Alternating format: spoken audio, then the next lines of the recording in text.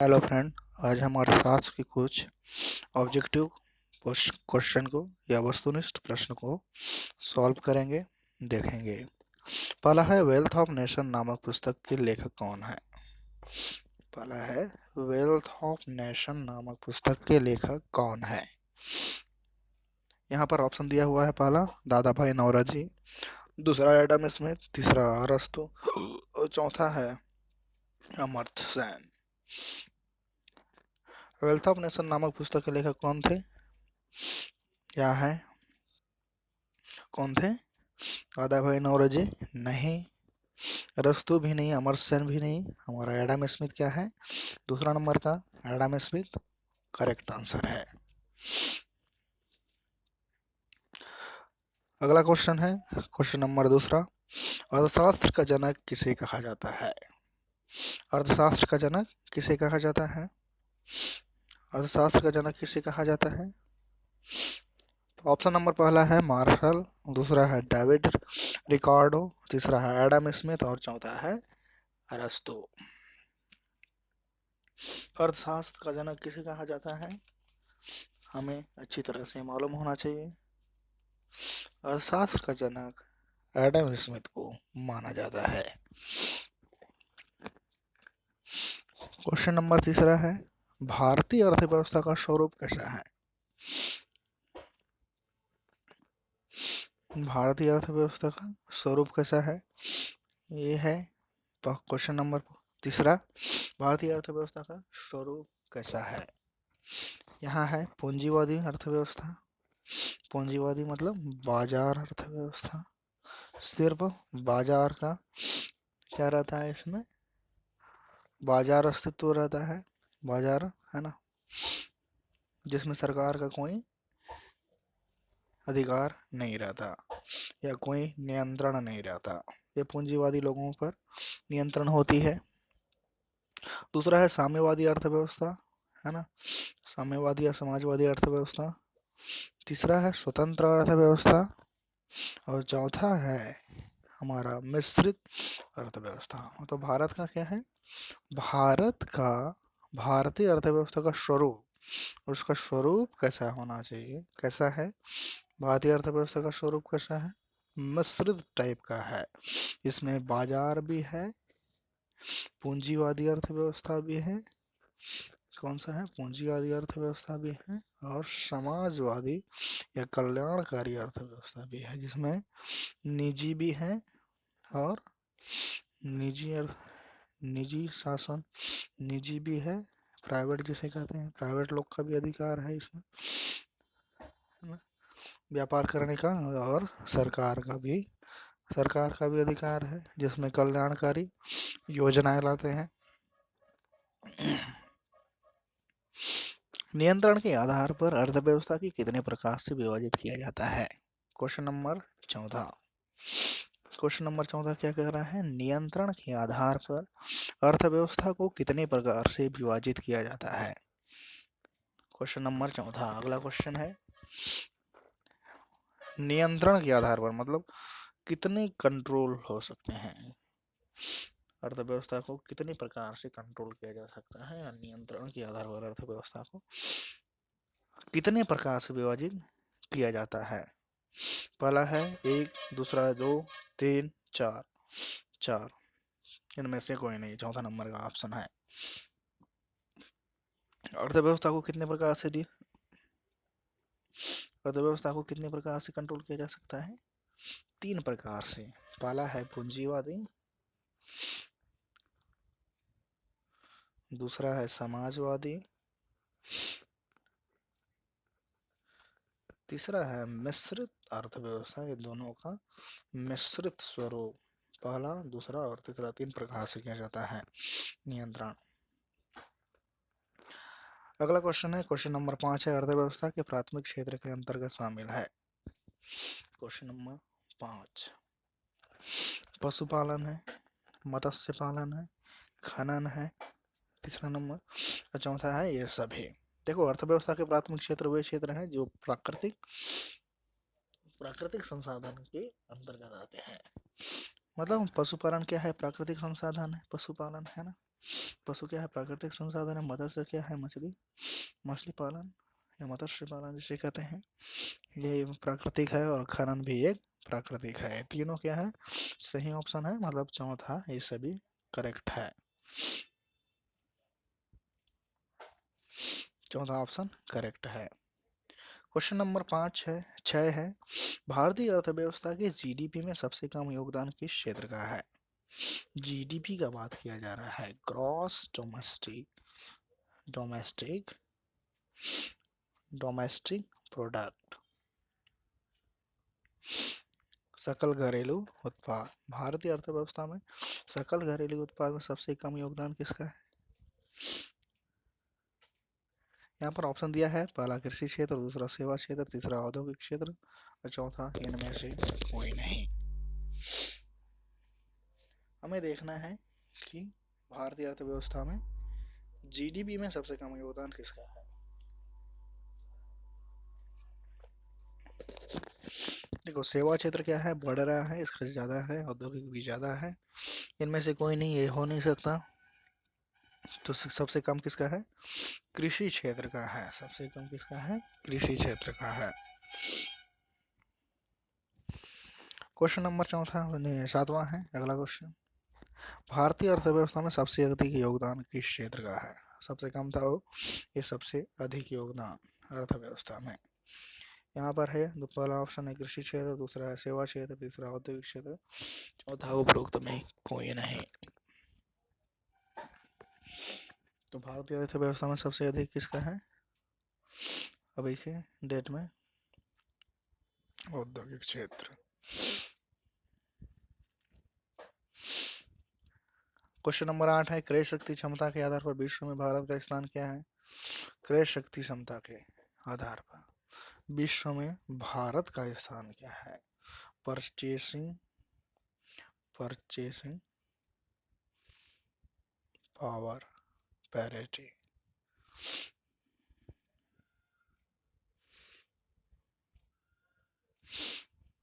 Triple B जिसे क्रय शक्ति क्षमता कहते हैं, क्या था? विश्व में भारत का स्थान कितना है? प्रथम में, पहला में प्रथम है, दूसरा में दूसरा है, तीसरा में तीसरा और चौथा में चौथा है। तो क्या है? तीसरा नंबर है।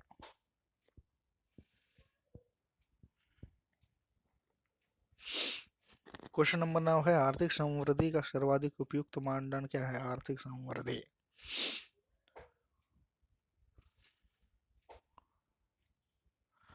ऑप्शन नंबर पहला है जीवीए, जीवीए, जीएपीए, प्रति व्यक्ति वास्तविक आय, पर कैपिटा इनकम, उपरोक्त में से सभी। क्वेश्चन नंबर 9 का है, क्वेश्चन नंबर 9 क्या कह रहा है? आर्थिक समृद्धि का सर्वाधिक उपयुक्त मानदंड कौन सा है? मेजरमेंट।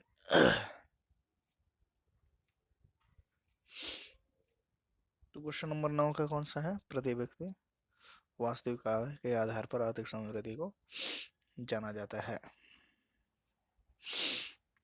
10वां नंबर है, विश्व बैंक द्वारा आर्थिक विकास का मापन किस विधि द्वारा किया जाता है? क्वेश्चन नंबर 10, विश्व बैंक द्वारा, वर्ल्ड बैंक, आर्थिक विकास, इकोनॉमिक डेवलपमेंट का मापन, मेजरमेंट किस पे आधार पर किया जाता है? किस विधि के आधार पर किया जाता है?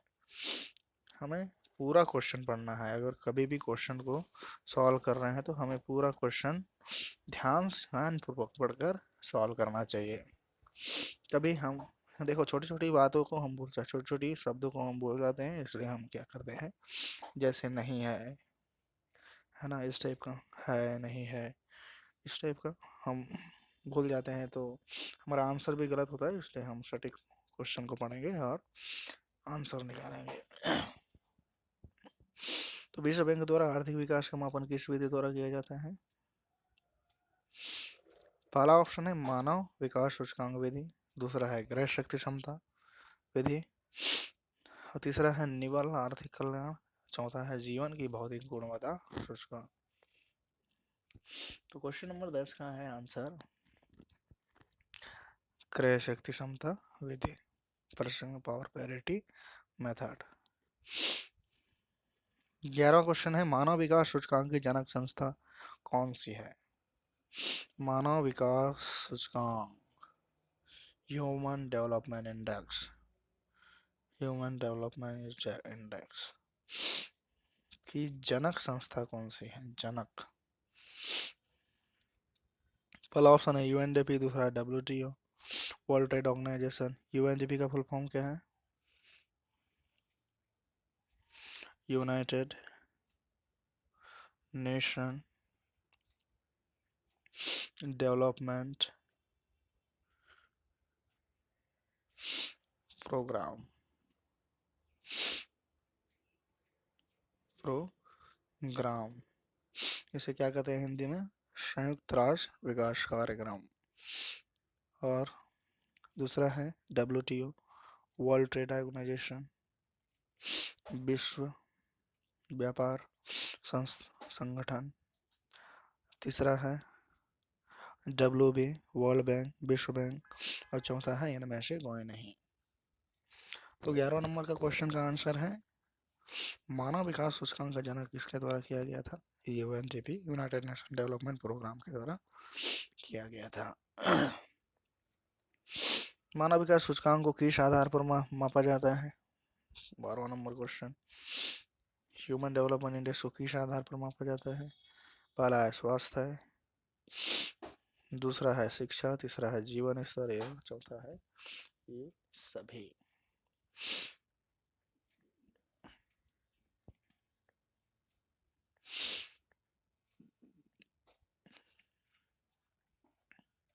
मानव विकास सूचकांक मतलब ह्यूमन डेवलपमेंट इंडेक्स को किस आधार पर मापा जाता है? स्वास्थ्य आधार पर भी मापा जाता है, मेजर किया जाता है, मेजरमेंट। शिक्षा के आधार पर, जीवन स्तर के आधार पर, मतलब ये सभी तीनों क्या है? करेक्ट आंसर है। Option number 4 is correct answer. Question number 13, मानव विकास सूचकांक के निर्माण में निम्न में से किस अर्थशास्त्री का योगदान महत्वपूर्ण है? मानव विकास सूचकांक में के निर्माण में निम्न में से किस अर्थशास्त्री का योगदान महत्वपूर्ण है? पहला ऑप्शन है ऑप्शन नंबर ए महबूब उल हक, दूसरा है एम.एस. स्वामीनाथन, तीसरा है पी.सी. महालनोबिस, चौथा है एडम स्मिथ। एडम स्मिथ हो नहीं सकता क्योंकि ये बहुत पुराने हैं। स्वामीनाथन नहीं हो सकते ये भी। तो क्या है इसका आंसर? क्वेश्चन नंबर 13 का महबूब उल हक। ये कहाँ के थे? कहाँ के अर्थशास्त्री थे? कमेंट करके बताएं। भारत को मानव विकास सूचकांक के आधार पर किस श्रेणी में रखा गया है? भारत को मानव विकास सूचकांक के आधार पर किस श्रेणी में रखा गया है? ऑप्शन नंबर पहला है उच्च श्रेणी, दूसरा है अति उच्च श्रेणी, तीसरा है मध्यम श्रेणी और चौथा है निम्न श्रेणी।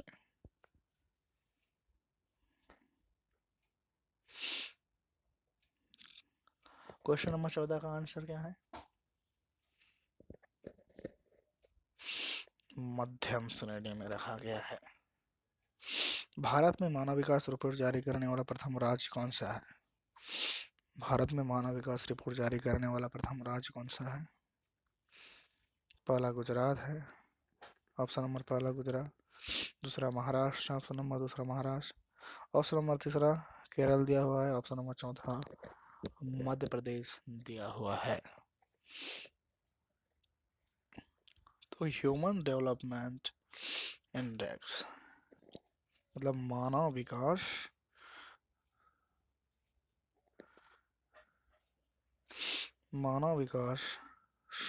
रिपोर्ट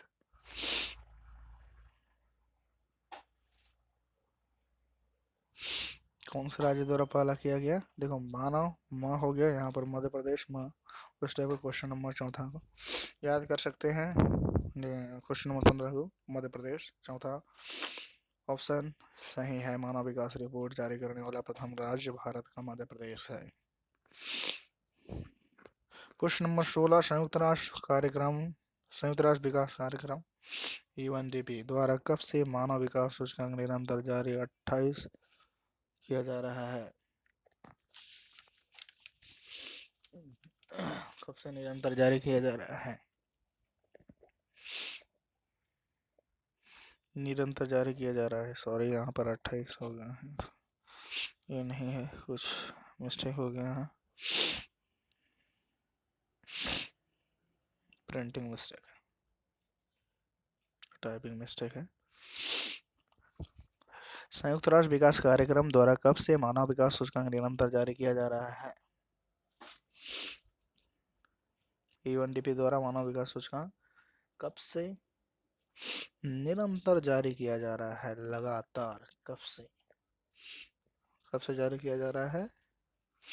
ऑप्शन नंबर पहला है वर्ष 1990 से 91, 91, 1989, 90, 91, 92, 94, 95। ऑप्शन नंबर ए पहला करेक्ट आंसर है। क्वेश्चन नंबर 17, राष्ट्रीय आय की गणना में किसे नहीं जोड़ा जाता है? राष्ट्रीय आय की गणना, नेशनल इनकम,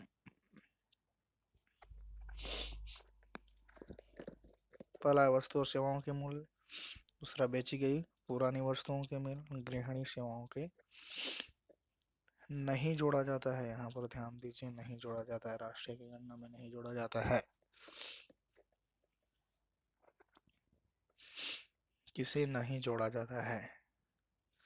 राष्ट्रीय की गणना में किसे नहीं जोड़ा जाता है?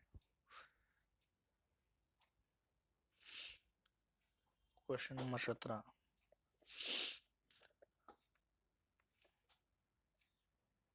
राष्ट्रीय की गणना में किसे नहीं जोड़ा जाता है? वस्तुओं सेवाओं के मूल्य को जोड़ा जाता है क्या? बेची गई पुरानी वस्तुओं के मूल्य को, गृहिणी की सेवाओं के मूल्य को? चौथा है 2 और 3। देखो, वस्तुओं सेवाओं के मूल्य को जोड़ा जाता है, गलत, जोड़ा जाता है। बेची गई पुरानी वस्तुओं के मूल्य को नहीं जोड़ा जाता है, गृहिणी के मूल्य को नहीं, मतलब 2 और 3 करेक्ट आंसर है। क्वेश्चन नंबर 18 है वर्ष 1949 में गठित राष्ट्रीय आय समिति के अध्यक्ष कौन थे? वर्ष 1949 के गठित राष्ट्रीय आय समिति के अध्यक्ष कौन थे? ये क्वेश्चन इंपॉर्टेंट इसलिए है क्योंकि यहाँ पर राष्ट्रीय आय की बात किया जा रहा है और समिति का बात किया जा रहा है।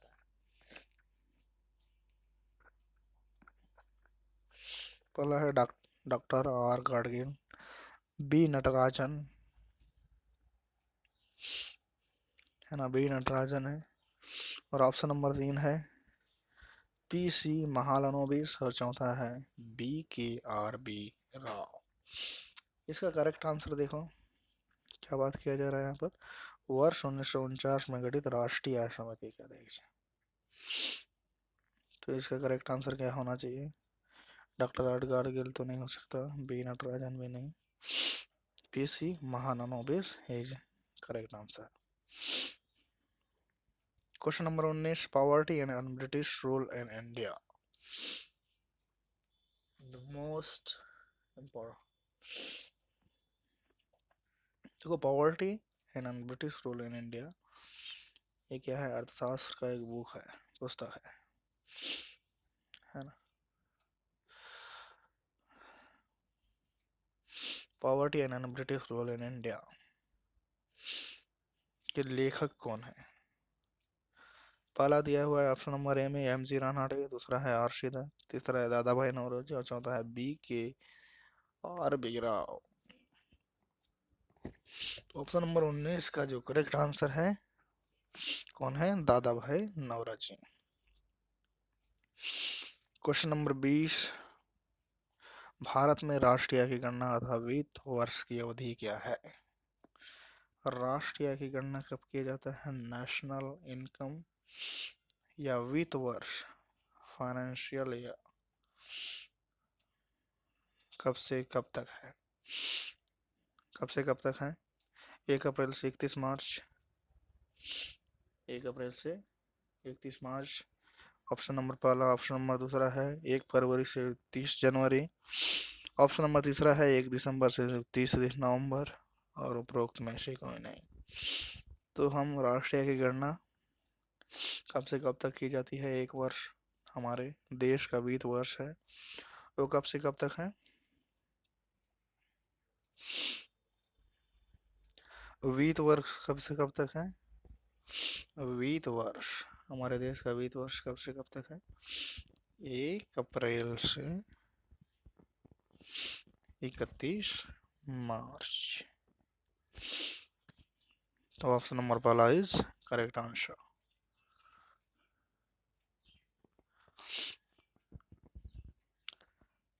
धन्यवाद।